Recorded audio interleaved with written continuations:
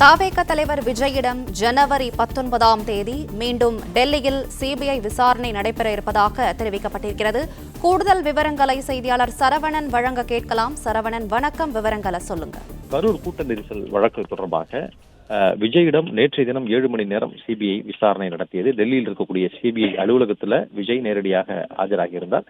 இந்த நிலையில் மீண்டும் இந்த வழக்கு தொடர்பாக அவரிடம் விசாரணை நடத்த வேண்டி இருக்கிறது என்று சிபிஐ தரப்பில் கூறப்பட்டது. அதே வேளையில 2 நாட்கள் பயணத்திட்டத்துடன் தான் தாவேகா தரப்பில் இருந்தும் விஜய் உட்பட அவருடன் தாவேகாவுடைய நிர்வாகிகளும் சென்றிருந்தார்கள்.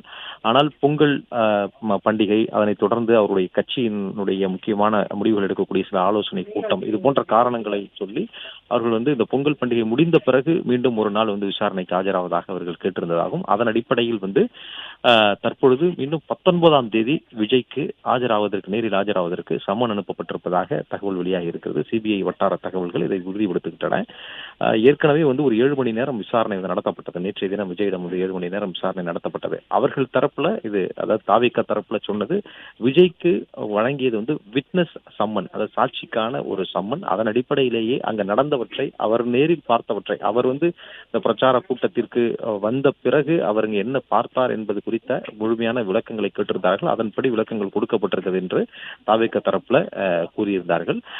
அதே வேளையில மீண்டும் இதுல பல்வேறு விளக்கங்களை கேட்க வேண்டி இருக்கிறது. ஏனென்றால் பல்வேறு குற்றச்சாட்டுகள் இருக்கிறது. அவர் மீது நேரடியான குற்றச்சாட்டாக காவல்துறையும் மாவட்ட நிர்வாகம் வைப்பது 7 மணி நேரம் தாமதமாக வந்தார் என்ற ஒரு குற்றச்சாட்டை அவர்கள் பிரதானமாக வைத்திருக்கிறார்கள். அது மட்டும் இல்லாமல் நேற்றைய தினமும் அப்பொழுதைய சட்டம் ஒழுங்கு டிஜிபியாக இருந்த டேவிட்சன் தேவாசீர்வாதமும் அவரும் ஆஜராகி இருக்கிறார். அவரும் அது மீண்டும் அதே அவர் கூறிய அந்த பேட்டியின் பொழுது கூறிய அந்த தகவலை அவர் மீண்டும் சிபிஐ விசாரணையிலே அவர் கூறியிருக்கக்கூடும், வாக்குமூலமாக கொடுத்திருக்கக்கூடும். எனவே அதன் அடிப்படையில் மீண்டும் விஜயிடம் விசாரணை நடத்துவதற்கு சிபிஐ திட்டமிட்டிருந்தார்கள்.